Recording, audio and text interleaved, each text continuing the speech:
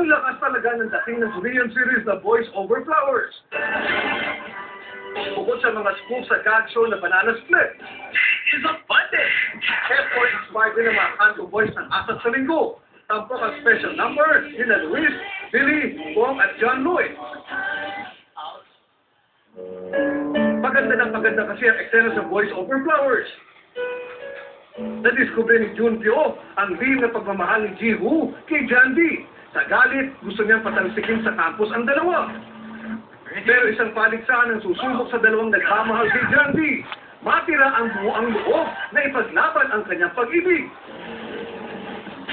Magkaibigan, naging magkalaban sa pag-ibig. Kabang-abang din ang mga revelasyon sa Lunes kung saan makikita ang mga kapanapanabig na tagpo sa pagitan ni Junpyo at Janbi. Bakit kailangan si Jiu pa?